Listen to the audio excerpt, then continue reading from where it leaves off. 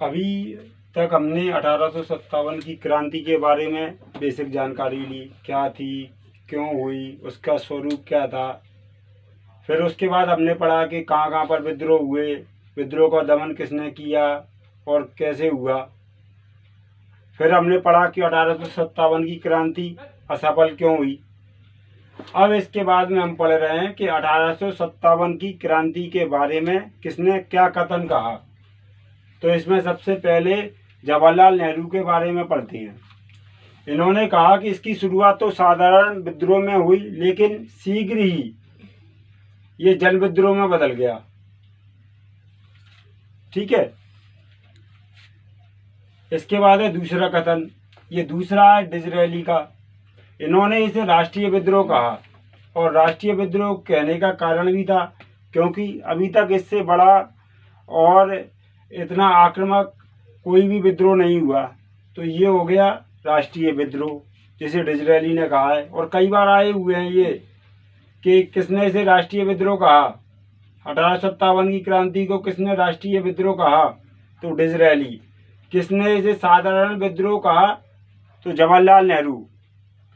इसके बाद आया था सैनिक विद्रोह, ये भी बहुत बार आया है कि 1857 की क्रांति को सैनिक विद्रोह किसने कहा, ये था लॉरेंस एवं सीले।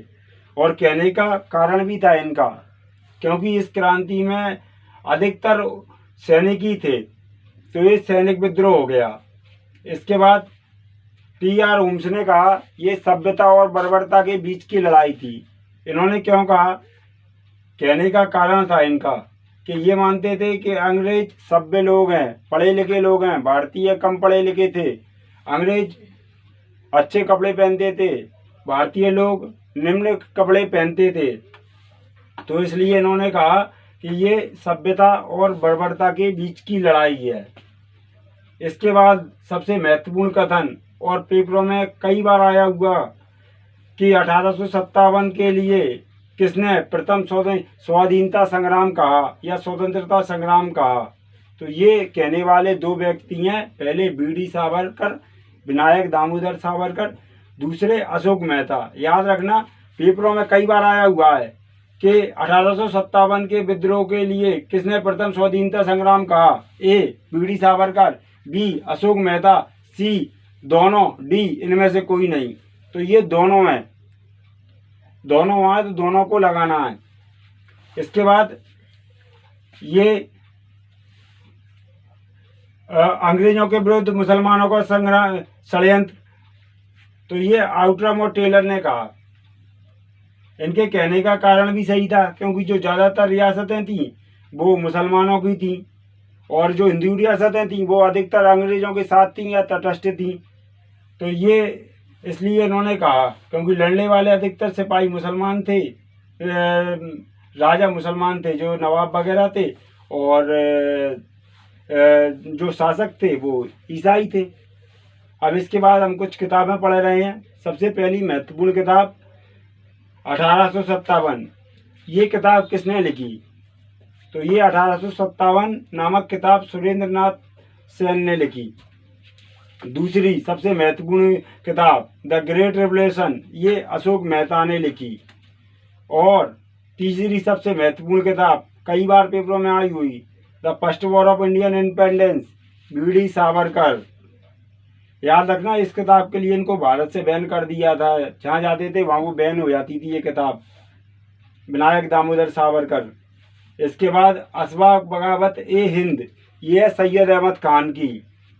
और दूसरी है इनकी महत्वपूर्ण किताब भारत के वफादार मुसलमान। इन किताबों में इन्होंने कहा है कि मुसलमानों को तो बस बदनाम किया था लड़ाई के लिए, और ये सब चाल वगैरह हिंदुओं की थी, हिंदुओं ने लड़ाया ऐसा वैसा।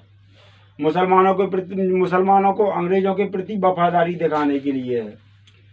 इसके बाद है सिपाही इम्यूनिटी ऑफ 1857, ये मजुमदार की किताब है, बहुत बार आई हुई है, और अधिकतर ये RAS, PCS इनमें ज़्यादा आने लगी है। वर्तमान समय में MPPSC, UPSC पूछता है कि ये इनमें से कौन सा लेखक सबसे प्राचीन जो स्वतंत्र स्वाधीनता आंदोलन में था, तो ये मजुमदार।